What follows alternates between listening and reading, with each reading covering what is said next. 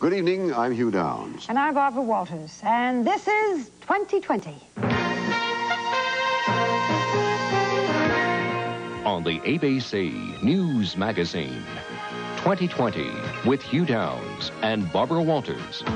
Tonight, the new chapter in the story of UFOs. Many people are taking seriously reports of contact with alien beings. I'd love it if it was a fantasy. It would be much easier to deal with. Through hypnosis, people tell of being abducted. With UFO sightings reported nationwide and a series of new books, Lynn Sure weighs the evidence. Have they arrived?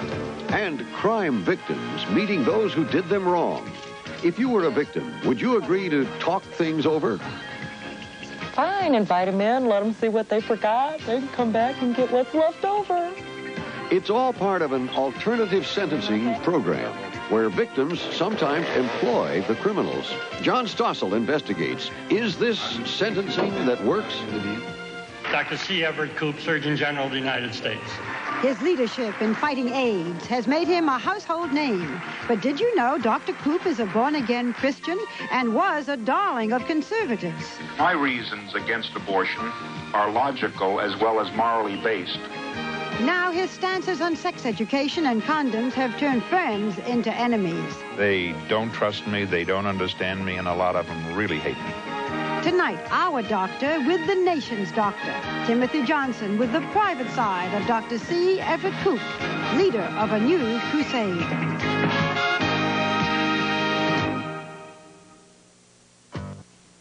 The New York Times list of best-selling books is often cited as a barometer of America's current preoccupations. And topping the list this week, and this is nonfiction, is a book about one man's encounter with beings from outer space.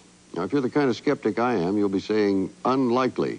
But according to a Gallup poll in February, nearly half of all Americans, 49%, are convinced that UFOs are real, although they weren't asked who or what they thought was inside them. But that might be the key question the next time there's a poll taken. You know, UFOs have been with us for at least 40 years, but never has so much attention been paid to reports that not only are people meeting alien life forms, but in some cases they're claiming to have been abducted by them. Given the public interest and the new books that seem to be coming out every week, we asked Lynn Sure to investigate. Have they arrived? Judge for yourself. It wasn't really emanating red light. It was just red. Red creature, you know? It was red, fiery looking. I saw a UFO, that's all. It was huge and gigantic eyes. Oh, this thing grabbed me, my right arm. I looked across a field and I saw something glinting and it was a large silver object. I call it a ship. Just stopped in midair. And it was in the shape of like a boomerang almost. And it just stopped, just floating, hovering. Go ahead, say what you think. These people are just dreaming, right? They only think they saw alien creatures and spacecraft from another planet.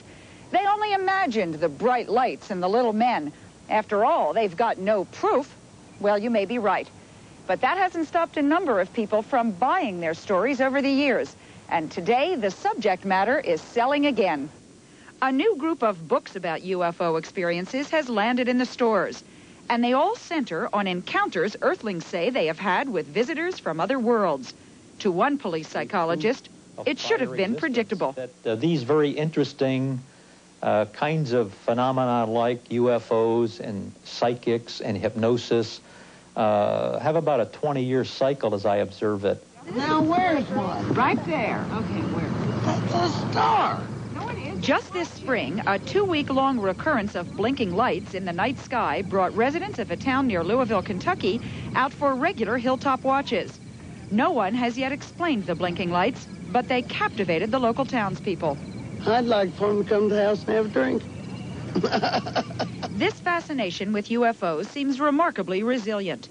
Even when the Air Force shut down its UFO investigations, Project Blue Book, in 1969, at least 700 such sightings remained that could not be explained away. Since that time, as these pictures seem to show, strange lights and unidentified flying objects have continued to captivate us. Spinner 1628, Roger. Do you have, can you identify the aircraft? Perhaps the best publicized of the recent sightings was made by a Japanese airline captain last fall. Piloting Flight 1628 into Anchorage, he radioed to a controller in Alaska that he had another craft at the same altitude. Register, say the color of the strobe and beacon lights. The color white and yellow, I think. White and yellow, thank you. At one point, military and FAA radar seemed to confirm the target. Yeah, that's 1-2 again. On some other equipment over here, we have confirmed there is a flight size of 2 around here, 1550 squawk. But when the controller sent a nearby United flight over to investigate, that pilot was unable to confirm the sighting. The Japan airliner is silhouetted against a light sky. I don't see anybody around him at all. I can see his contrail. Although the pilot stuck to his story, the FAA was unable to confirm or deny it. Did you hear the engines? More than 2 years earlier, a group of private pilots flew in V formation over New York's Hudson Valley for several nights to try to prove an earlier sighting there had been a hoax. But that didn't fool the couple who made this home video. When they passed overhead, you can very clearly hear the engine noises. Even though they were flying in a V, 1 or 2 planes would be out of sync and they'd have to hurry up to catch up. Yeah, and there's a red one tailing. Bob and Lori Pizzuoli are sure they captured pictures of a UFO on that same tape after the pilots tried their prank. He was walking the dog. I was in the kitchen, and he called for me. I came out, and right away we all yelled, "Get the camera, get the camera." Whatever it is, it's very, very bright. Look at the different colors. Oh, good God. I'm going to tell you something, honey. I don't know what the hell it is. 30 miles away, Monique O'Driscoll continues to paint the same V-shaped ship that was reportedly seen by hundreds of people in New York and Connecticut. I just kept looking at it, and another car went by, and it was a woman with a gentleman that I knew the woman. And she said, "Monique, we were following it, and then it disappeared." And I said, "I can't believe what I'm seeing." And she says, "I can't believe what we're seeing either. It's got to be something from outer space."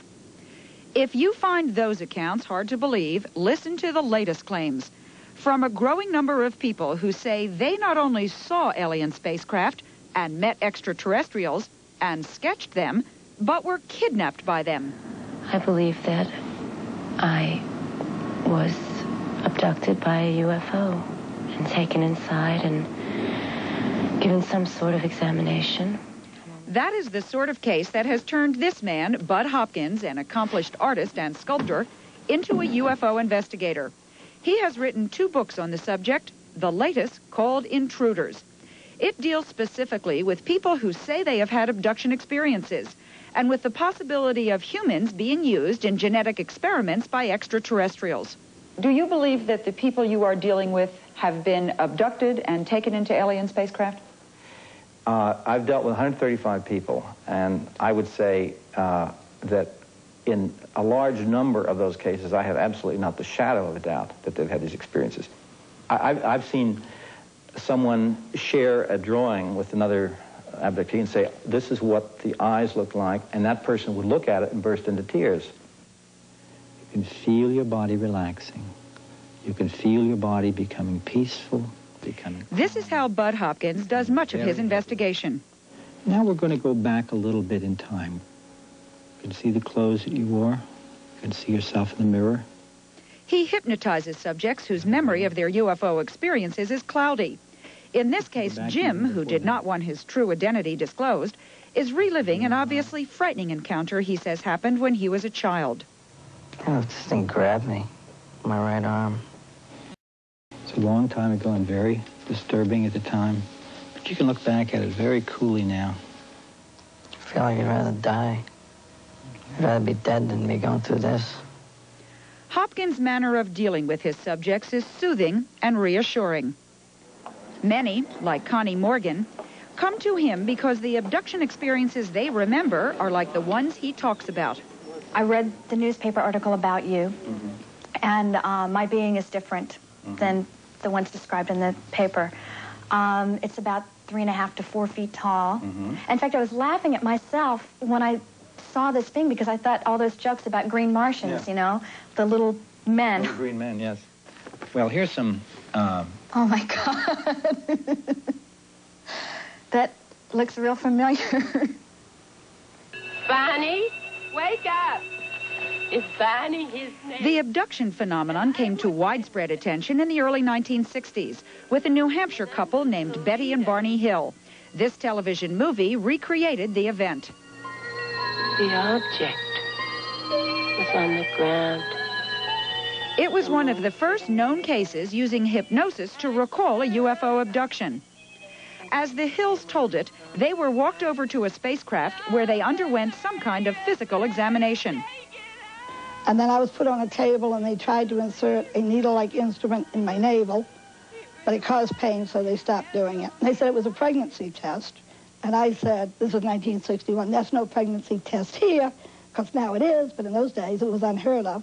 The story gained even more attention with the star map Betty Hill drew while under hypnosis. It depicted a group of stars whose relative position was not widely known until 5 years later.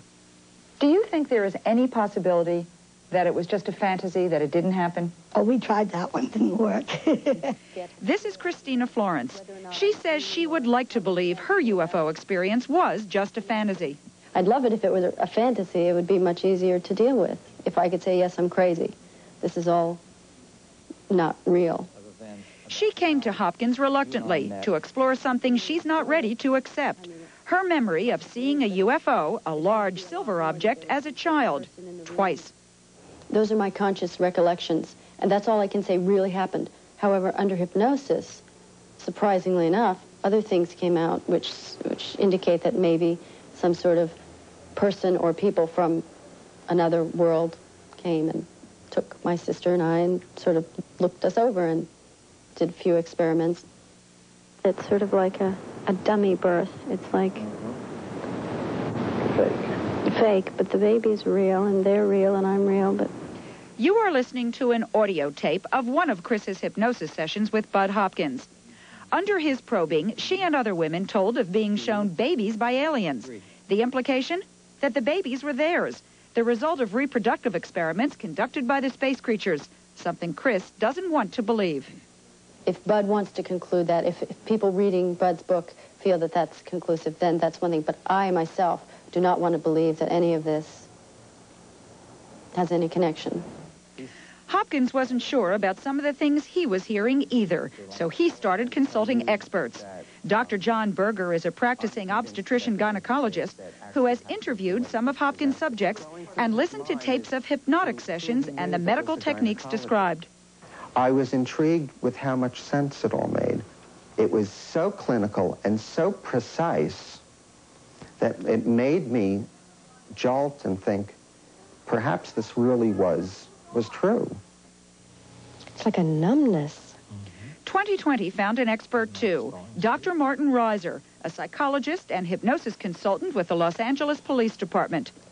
He pointed out that hypnosis is not a lie detector, that under hypnosis, a subject can believe something is true, that is not.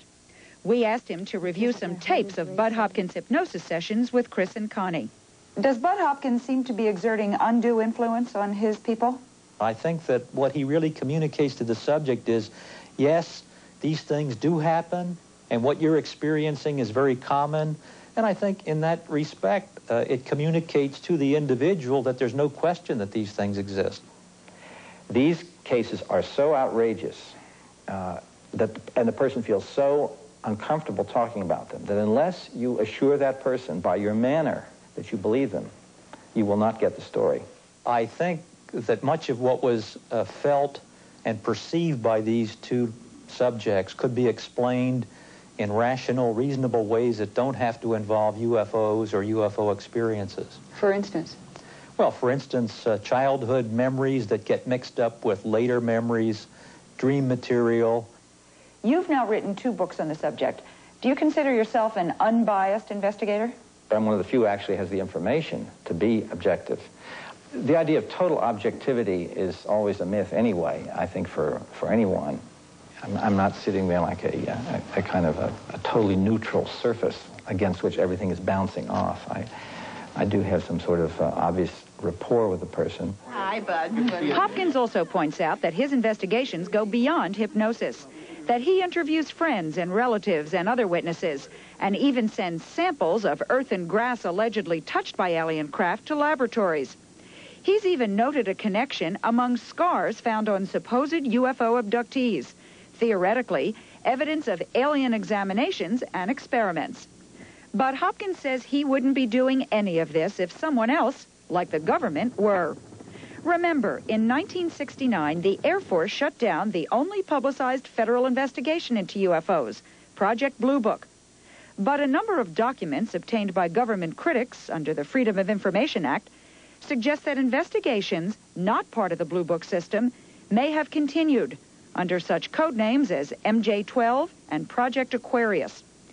In a number of books and articles, critics have charged that the government is covering up UFO sightings and related information under the guise of national security. We asked the Air Force to comment on these charges. They refused. And while the controversy goes on, Bud Hopkins continues his independent investigations of those people who claim to have been abducted. These are suffering people. They're not crazy.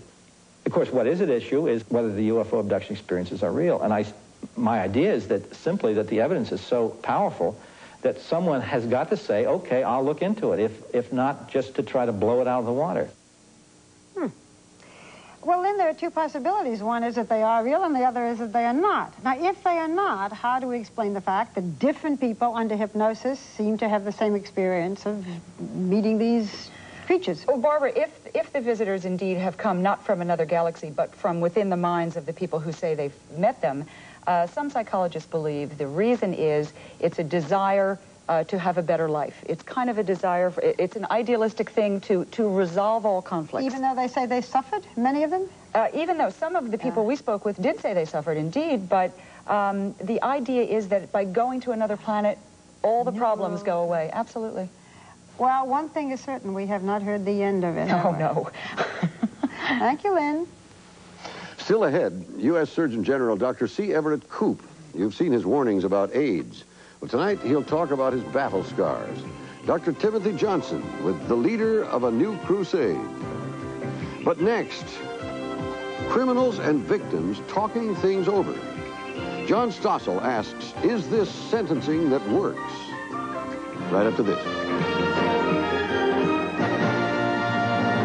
2020, brought to you by Mercury, makers of the new Tracer. Finally, there's one small car that treats you like a friend. From Mercury, the shape you want to be in.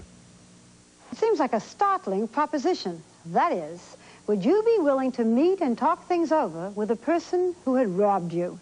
What possible benefit would this be, you might ask? Well, let us tell you.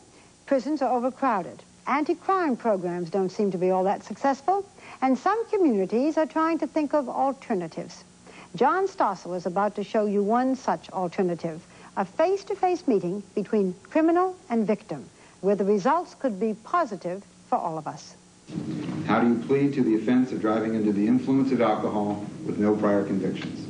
Guilty. John Muth is convicted of drunk driving. Yes, Your Honor. And see the judge orders him not to jail, but to a hospital.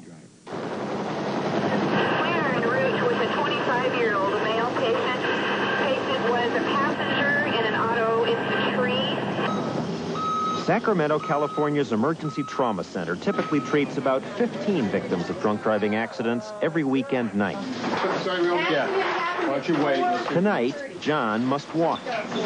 You see how they have that tape across him and he's taped to a board? A nurse gives him details. He was a passenger and the person that was driving was intoxicated and his head where he may have hit the windshield. The judge calls this reality therapy. It shows the drunk driver the damage he might do. You doing okay? Not anything I'll ever forget today. I know I will not drink and drive again. Another judge's version of reality therapy was to sentence this landlord who disobeyed court orders to fix up his rat-infested, rundown buildings to live there himself. He's expected to move in this summer. Those are two examples of what is clearly a trend. Judges are finding new ways to punish people. Often it's punishment that fits the crime. And some experts say that compared to jail, these alternative punishments are cheaper and better. More on that in a moment, but first, two more examples involving people you may know. You can see this is my first MC job. This could be my last. Actor Tony Danza punched someone out in a bar. He was sentenced not to jail, but as this home video shows, to work in a nursing home. Tony Peters, defensive back for the Washington Redskins, was arrested for dealing cocaine. His sentence, community service, counseling kids to stay away from drugs. Now, how do people get deals like that? I'd sure prefer an alternative to jail. Well, there's no national policy on this. Some states promote it, but basically it's up to the local judge. And some criminals get alternatives by hiring people like Herb Holter. His nonprofit company designs alternatives for people and suggests them to the judge. He designed Tony Peters' sentence. It sounds like a special deal for the rich and the famous. Your rich clients get off, but poor people serve time. Those are the cases that we hear about. In fact, the average community service sentence is imposed on the person who's broken into your house or the person who's stolen our cars. The average crook. For people like Walter Garrison, he's the one in the brown jacket. Here in Indiana, the alternative program goes a step further. And this part is amazing. They actually have the criminal meet the victim. Walter burglarized this house in Valparaiso, Indiana. He's already served 7 months in jail. Hi, Barb. This is Walt Garrison. Today, escorted by a mediator, he for the first time will face Barbara Weeks, the woman he robbed. Were you in this neighborhood? How'd you pick this house? The lights were off, and no car was in the driveway. Now, why does Barbara agree to this? You know. Well, she'll have a voice in Walter's sentence. Her recommendation is given to the judge. I was so surprised that you were so neat about it. I don't understand. Where all did you look? Around the living room, went up in the bedrooms, looked through the drawers. What would have happened if I had come in while you were in the house? That's a question that I can't really answer, because if you would have came in the house, we probably would have assaulted you by, hitting you to make sure you couldn't see us, and we'd leave right away, just take off. Was that something that you considered, that went through your mind? It didn't go through our minds at the time, Some experts claim these meetings, by making the victim human, less anonymous, make criminals less likely to do it again. Walter blames the crime on his drinking problem. Basically, I'm a good-hearted person. I couldn't hurt anybody or anything, but I did. And it's weird, And at the end of the meeting, Barbara decides maybe Walter doesn't need to stay in jail. There's two sides to every story. He didn't realize people behind the window, and I don't really realize reasons behind the break-in. And that's why I think it's good to meet him. Yeah. So you get the background story. Not all victims are that accommodating. I was just so scared. I was so scared to do anything. Laura Whitson was robbed at gunpoint. The robber, Gerald Moore, got 7 years. He's capable of pointing a gun in a person's face and maybe next time pulling the trigger. I think the only way for me to feel good is for him to be locked up. Despite her feelings, Oklahoma's Corrections Department persuades her to meet with Gerald. She says being here makes her very uncomfortable. What happened? Gerald tells her his cocaine habit made him do it. All I wanted was, just a purse. I wouldn't really, call myself robbing the lady and stuff. All I really wanted to do was just, grab some quick money where I could go out and get my supply back up to date. Laura doesn't buy this. I'm a human being. I have a heart that I can't afford. She tells the state's mediator she does not think that Gerald deserves an alternative. Until he gets the kind of treatment he needs that will keep him from committing a crime such as this ever again. When victims agree to the alternatives, the results sometimes are astonishing. Doug Pritchard helped burglarize Connie and Charlie Vandenberg's house. I was in bed sleeping right here, and they came in and turned the light on, saw me sleeping, and didn't seem to bother them. And we went back to the car, and we were headed home, and that's when we got stopped. After he was arrested, the Vandenbergs were asked, will you meet the burglar? And I was real apprehensive, but I thought, okay, I'll try. I'll get involved. And then they said that they wanted the interviews at the house. Fine, invite them in, let them see what they forgot. They can come back and get what's left over. Still, she agreed to the meeting. And afterwards, well, even the Vandenbergs have trouble believing this. But Doug is paying them back by sawing wood and painting their house, the very house he robbed. Being paid back is one reason victims sometimes support alternatives. If the criminal's in jail, he can't pay you back. If you've lost your stereo, we're going to say to you, it may take us a year, but we're going to pay you $100 a month. Society saves money, too. Monitoring in the community right now costs about $10 per day, which is about $3,600 per year. Prisons, on the other hand, are costing $20,000 on an average per year per inmate. And there's another problem with prison. 3 out of every 4 people who go to prison will be back in prison. If any private industry ran 3 out of 4 failures, they'd be out of business in 20 days. When they go into prison, they learn how to duplicate car keys, they learn how to hotwire cars, they learn how to break into mailboxes. There's a lot of tricks of the criminal trade that people learn in prison. And then they come out worse than when they went in with no skills and nothing going on.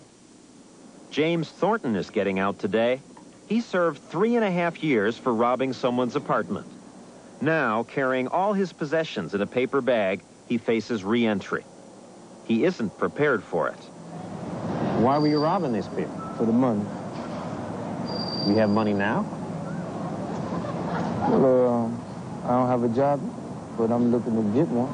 Now that you're an ex-con, it's going to be tougher. I ain't afraid to ask. I would ask you. Serving time means no job connections. Often an ex-con doesn't even know how to apply, how to fill out the forms, how to dress for the interviews. You have people come to interviews in the same clothes that they went to bed in the night before. Okay? We taught them hygiene. We taught them how to fill out a job application. We taught them how to sign their names. We take them to get their Social Security cards. We're not promising them careers at IBM. We'll say, we'll get you a job at McDonald's. In Raleigh, North Carolina, Andre Turner has been working as a bricklayer. He had to get a job as part of his alternative. He was arrested for beating this boy with a stick, beating him hard enough to partially blind him. Andre's sentence included 20 weekends in jail plus community service, working free in this school for the blind. Working here taught him a lesson, he says. I realized that I was once again blessed to be able to do for myself and go places and see how green the grass is and sky blue. Now, some people might say, this is crazy. This man viciously beat someone. He belongs in jail, not out on some alternative program. One person clearly unhappy about Andre's being free is the victim's father, a plainclothes detective. This was a violent crime. He left my son in the ditch in front of that house, and he didn't know if he was alive or dead. I feel like that that type of crime needs to be punished by an active prison sentence. Other people agree. They say an alternative is not sufficient punishment. And in fact, alternatives are not intended for violent criminals. But the beating was Andre's first offense. He stayed out of trouble since then, and his community service was very good. The kids here really seemed to like him. At the times when it wasn't his night to be here, well, where's Andre? I was going to play pool with him. Even Detective Evans has conflicting feelings. You can't keep somebody in jail forever for committing a crime. They have to have a second chance. So judges keep devising new programs.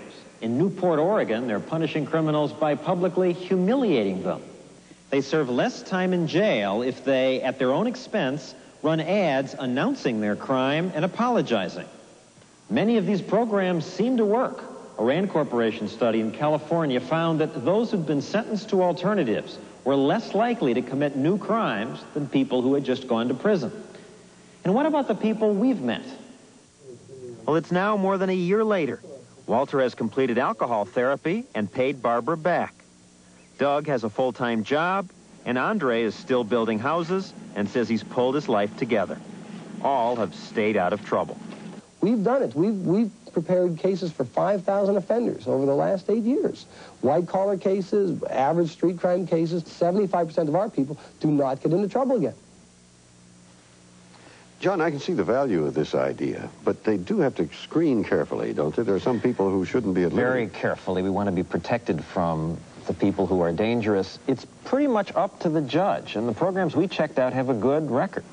And what really impresses me is the money, that they can get the guy a job, have a probation officer go to his house to check on him, put him through alcohol treatment, and that costs $4,000 versus $20,000 to put him in jail.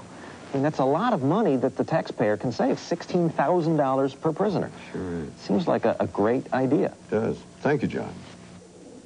Well, next, the Surgeon General of the United States is a man who has great influence over our lives, whether he's telling us to stop smoking or to use condoms. Who is this man? Our doctor, Timothy Johnson, meets with our nation's doctor, C. Everett Koop, to introduce us to a leader of a new crusade. Stay with us.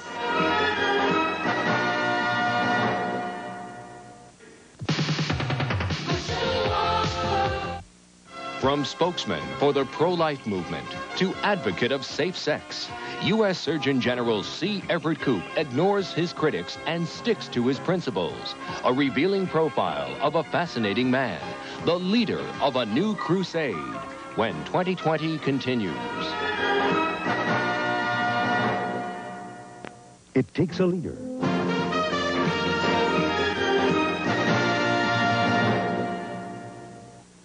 In the last few months, this man has become one of our most listened to public figures. He's the U.S. Surgeon General, C. Everett Koop, and he has filled what was a leadership vacuum in the fight against AIDS, the disease which is now virtually tied with cancer as the American public's most serious health concern. Now, it's rare when a bureaucrat like Dr. Koop becomes so well known. And he is a rare commodity in Washington because he always appears to put principle ahead of politics. What motivates him? What is this doctor really like? Well, we asked ABC's medical editor, Dr. Timothy Johnson, to find out. And the result is a revealing conversation between our doctor and the nation's doctor.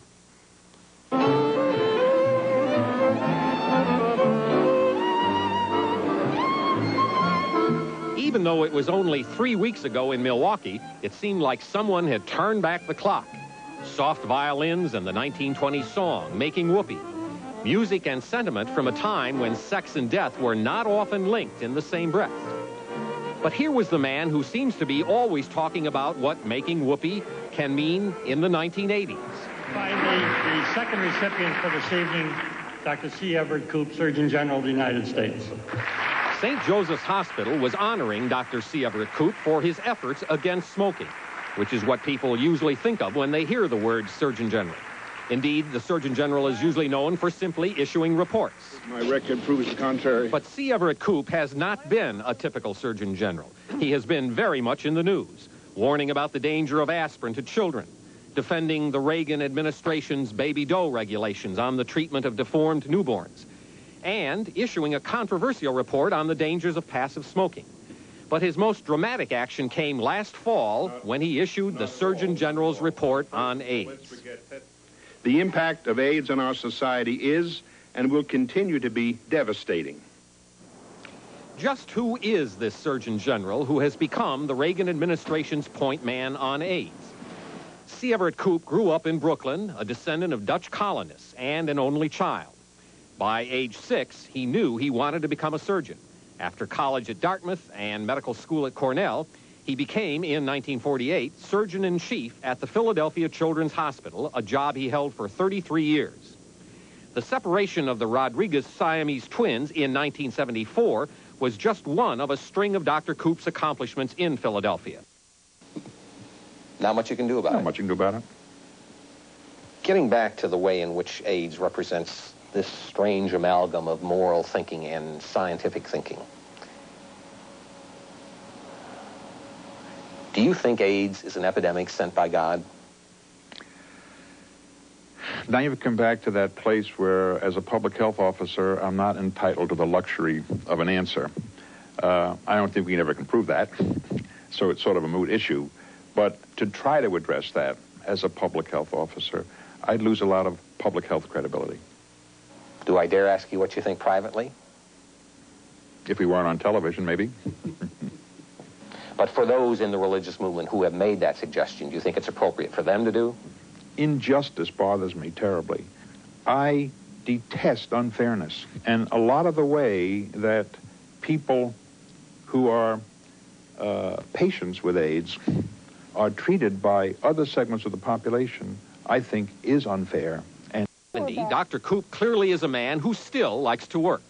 He has always been that way. But what about the way in which he does his work? A question that just occurred to me that I wouldn't want somebody to ask me, but I'm going to ask you. Oh, I might not answer it. You certainly have that right. But looking back on all the public positions you have taken over the years, in your pre-Surgeon General days and now, is there any public position you have regretted, if not the content of it, the way in which you did it? Oh, I told you I was honest, and I'll try to be. I think whenever a person of my particular psychological and emotional bent finally comes to the point where he says he has to speak out, he does it too vehemently, too shrilly, and too aggressively at first. I did that when I was trying to convince people that my Christian faith was the way to go. I'm sure I did it early on in abortion. I don't think I did it early on for AIDS. I'm older, wiser. Tim, this is a man who is considered such a conservative. Now he can see abortion in certain cases. He's compassionate about homosexuality. Has he basically changed? And if so, why? I don't think he's changed his intellectual convictions or his religious convictions, but I think he's wisely separated them from his role as a scientist, as Surgeon General. I also think his wider exposure to human suffering as he has dealt with this issue of AIDS has changed his emotional perception about how he looks at the world. That's my guess, anyway. You know, you said in this piece that he is 70 years old. It's either the greatest vitamins or his genes. He sure doesn't look it. It is his good Dutch genes. Well, it's such an interesting report, and we thank you for introducing a man so important in our lives to us. Thank you. And we'll be right back. 2020, brought to you by Mercury, makers of the new Tracer. Finally, there's one small car that treats you like a friend. From Mercury, the shape you want to be in. Ted Koppel with a word about tonight's Nightline. Ted? Hugh, the Iran-Contra hearings are being piped via satellite to one audience that's watching with passionate interest. Members of the Sandinista leadership in Managua. We'll talk about the hearings with a top official of the Nicaraguan government tonight. Hugh? Thank you, Ted. And that's 2020 for tonight. Thank you for being with us. And remember, we're in touch, so you be in touch. I'm Barbara Walters. And I'm Hugh Downs. And for everyone here at 2020, good night.